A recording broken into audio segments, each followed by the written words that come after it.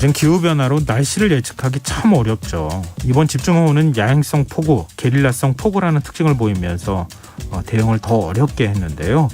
대체 왜 이런 현상이 나타나는 걸까요? 우리가 놓치고 있는 환경 문제와 미래를 위한 생활 수칙을 꼽아보는 시간입니다. 지구생활백서, 세계일보 윤지로 환경전문기자 나와 계십니다. 안녕하세요. 네, 안녕하세요. 혹시 비 피해 입지 않으셨어요?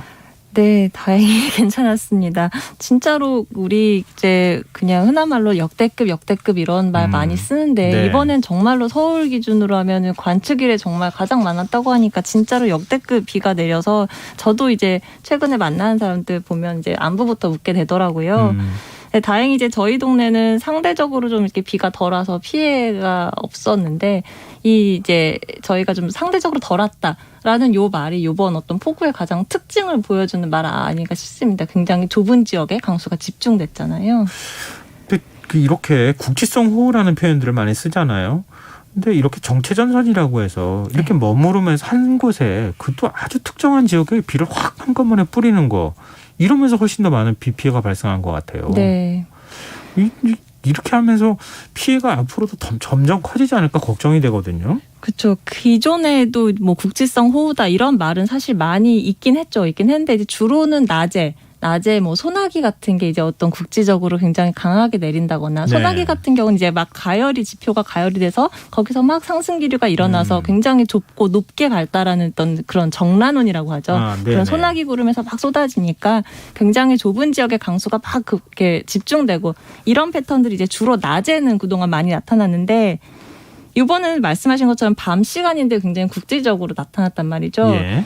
이게 이제 굉장히 비가 많이 왔던 8일 밤에 그때 이제 위성 영상을 보면요. 굉장히 특이해요. 이게 마치 한반도 지도에 뭔가 이렇게 가운데 허리 벨트가 차 있는 것처럼 굉장히 좁게 이렇게 강수가 그것도 이제 그 얇은 것도 얇은 건데 이 모양이 굉장히 위도에 수평하게 나란하게 이렇게 돼 있어요. 이게 무슨 말이냐면 북쪽에 있는 뭔가 차가운 공기랑 그 남쪽에 있는 따뜻하고 덥고 습한 그 북태평양 고기압이 서로 거의 막 이렇게 양보 없이 굉장히 팽팽하게 대치를 하고 있어서 이렇게 딱 누워있는 형태로 발달한 거거든요. 예. 그러다 보니까 우리나라는 이제 편서풍 때여서 주로 기류가 서쪽에서 동쪽으로 흐르는데 이게 누워있다 보니까 동쪽으로 흘러가도 계속 그 지점에 걸려있는 지점에서는 계속 비가 내리게 되는 겁니다. 근데 이번에는 이제 그 얇은 띠가 특히나 이제 서울 같은 경우는 한강 남쪽으로 그게 걸려 있어서 이번에도 보면 그 한강을 하나 사이로 두고 그 북쪽이냐 남쪽이냐에 따라서 굉장히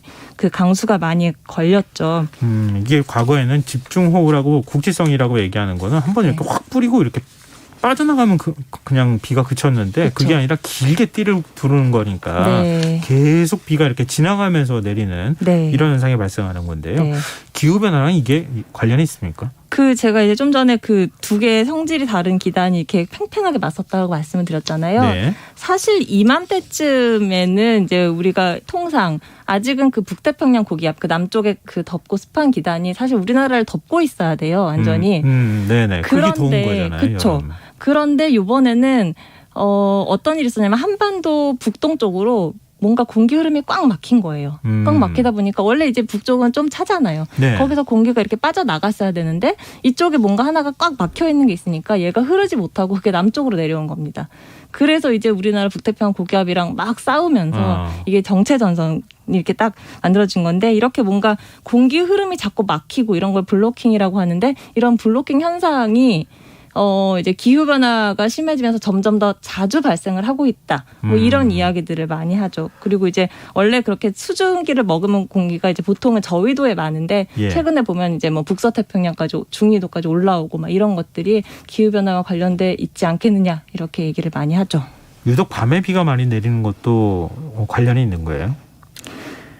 이제 밤에 말씀하신 것처럼 밤에 참 많이 와요. 그래서 피해도 키우고 막 이러는데 그 밤에 왜 이렇게 비가 많이 올까를 보면 이것도 이제 뭐 어려운 용어를 다 빼고 그냥 쉽게 설명을 드리면 이제 낮 시간에 아지랑이 효과라고 볼 수 있어요. 그러니까 낮에 지표가 가열되면서 이렇게 아지랑이처럼 이렇게 공기가 상승을 하잖아요. 그러다 보니까 이렇게 커다란 폭우가 오려면 바다에서 충분한 양의 수증기가 유입이 돼야 되는데 지표 육지가 이제 거기가 달궈져서 공기가 계속 올라가다 보니까 예. 얘가 이렇게 차단막 같은 역할을 하는 겁니다. 바다 수증기가 못 들어오게.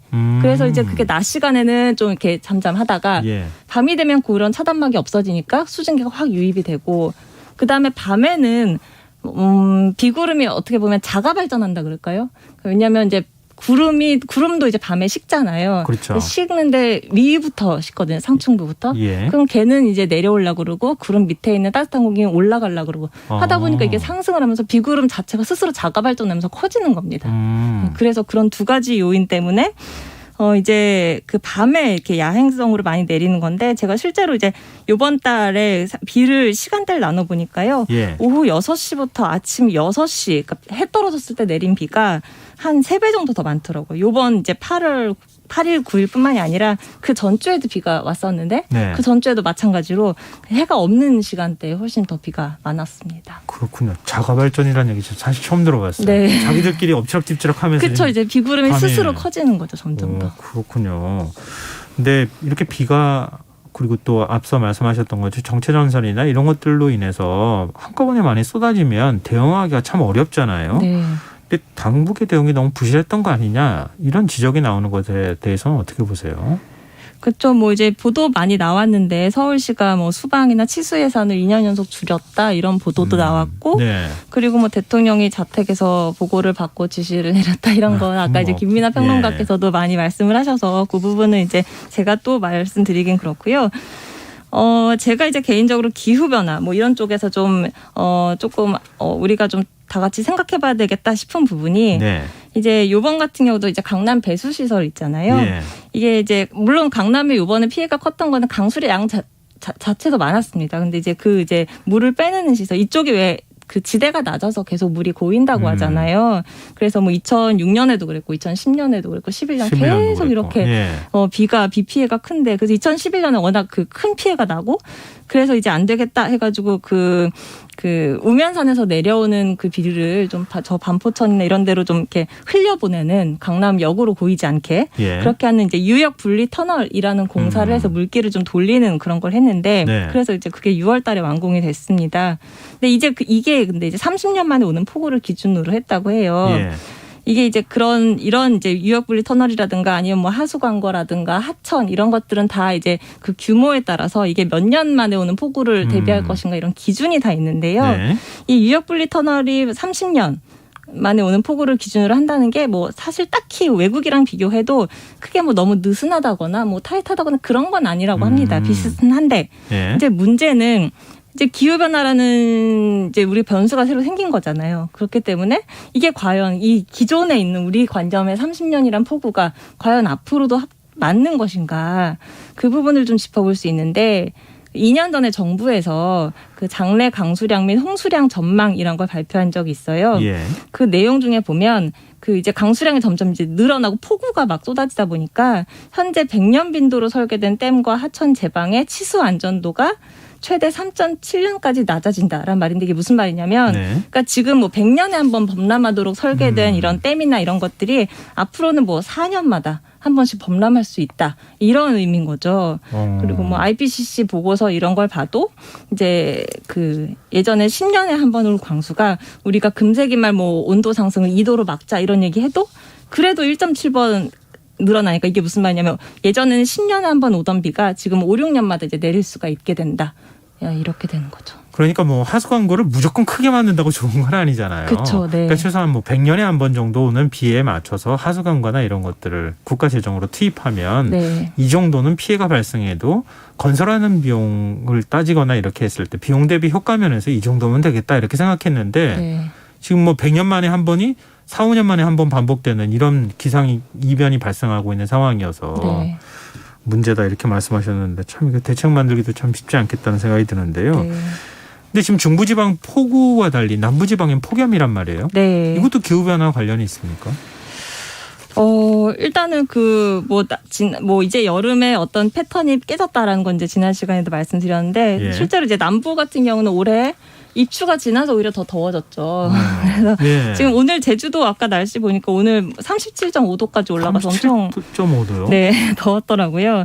우리나라 같은 경우는 이게 뭔가 이제 더 이상 뭐 장마 끝나고 일주일 반짝 더위 이게 이제 더 이상 이제 통하지 않는 시대가 됐고 그리고 이제 전 세계적으로 놓고 보면요. 올여름에 막 더위 관련해서 이슈 많이 나왔던 지역이 어디죠? 더위 가뭄 뭐 이런 예, 거요? 유럽, 막 유럽 쪽이 영국 막 그랬었죠. 40도 예. 올라갔다 이랬잖아요. 예. 그런 예. 것처럼 이제 올 여름에는 유럽 쪽에 막 그런 얘기가 엄청 많이 나왔고 1년 전으로 거슬러 가면 1년 전 여름에는 또 미국 서부부터 이제 캐나다 밴쿠버 네. 이런 쪽에 거기가 이렇게 밴쿠버면 더운 동네는 아닌데 거기가 막 100년 만에 더위가 왔다 이랬었어요. 그러니까 이게 뭐냐면 이것도 아까 제가 말씀드린 그 블로킹이랑 더 관련이 있는 거거든요. 공기가 어딘가 하나에 딱 정체가 되면 그 다음에 한쪽 지역에 열이 계속 막 쌓인다거나 하는 일이 벌어지는데 그래서 약간 제가 생각하기에 요새 여름은 뭔가 그 러시안 룰렛처럼 이 블로킹이 어디 걸릴지 모르는 거예요. 근데 한 번 걸렸다면 이제 그 지역은 막 40도가 기본으로 올라가고 하는 게 벌어지는 거죠.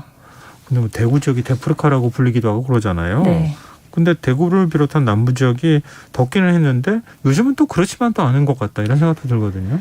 그렇죠. 이제 이런 위도에 따른 패턴도 이제 많이 깨지는 것 같아요. 이제 그런 저도 이제 그런 뭐 요새는 서울이 더 덥다 이런 얘기 많이 들어서 제가 한번 살펴봤어요. 직접 그 각 우리나라 관측 지점의 그 위도와 그다음에 8월 평균 온도를 70년대와 2010년대 이렇게 비교를 해봤는데 네. 그래서 그 상관계수 얼마나 관계가 있는가를 한번 계산을 해봤더니 그 70년대 이게 상관계수라는 게 1이나 마이너스 1에 가까우면 굉장히 관련이 깊다라는 건데 70년대는 뭐 마이너스 0.8 그러니까 굉장히 같이 움직였는데 네. 최근 들어서는 한 뭐 마이너스 0.5 이렇게 돼서 이게 그냥 어떤 우리 느낌이 아니라 실제로 통계적으로도 아 이제 위도랑 온도가 따로 노는구나 이게 확인이 되더라고요. 그렇군요. 근데 우리 기후변화에 대해서 계속 얘기하고 있고 이전에도 저희가 그런 얘기를 했던 적도 있지만 이거 우리 어떻게 해야 됩니까? 이렇게 뜨거워진 지구에 적응해야 되는 겁니까? 그렇죠. 이제 우리가 기후변화 대응이라고 하면 이제 워낙 온실가스 저감 줄이자 뭐 이런 얘기 많이 하는데 예. 그 줄이는 건 당연히 해야 되는 거고 사실은 어차피 이제 지구 기후변화를 이미 벌어진 일이고 그렇기 예. 때문에 이거를 이제 적응하는 것 역시 중요합니다. 그래서 작년 겨울 예를 들면 텍사스 한파 같은 경우도 텍사스가 따뜻한 지역이어서 전혀 한파에 대응이 안 돼 있는데 갑자기 한파가 닥쳐서 발전소 멈추고 사람 죽고 이랬잖아요. 예, 예. 그런 것처럼 이번에도 이제 100년 만에 폭우가 이제는 3, 4년 만에 폭우가 될 수도 있고 그렇기 때문에 우리가 기존에 생각했던 어떤 평균이라는 개념으로 뭔가를 접근하면 안 돼. 우리가 정말 생각하지 못했던 것까지 좀 이렇게 여러 가지 시나리오를 만들어서 좀 이렇게 탄력성이나 이런 걸 좀 갖춰나가는 게 굉장히 중요하다 이렇게 생각합니다. 탄소 배출량도 줄여야 되고 굉장히 많은 돈을 들여서 기후변화에 그렇죠. 대응해야 되는 네. 이런 난제를 좀 우리가 안고 있는 것 같다 이런 생각이 드네요. 네, 오늘 지구생활백서 여기까지 하겠습니다. 세계일보 윤지로 환경전문기자와 함께했습니다. 오늘 말씀 고맙습니다. 네, 감사합니다. KBS 라디오 김성환의 시사 1부 순서는 여기서 마무리하겠습니다. 전 11시 정각 2부에 다시 찾아오겠습니다.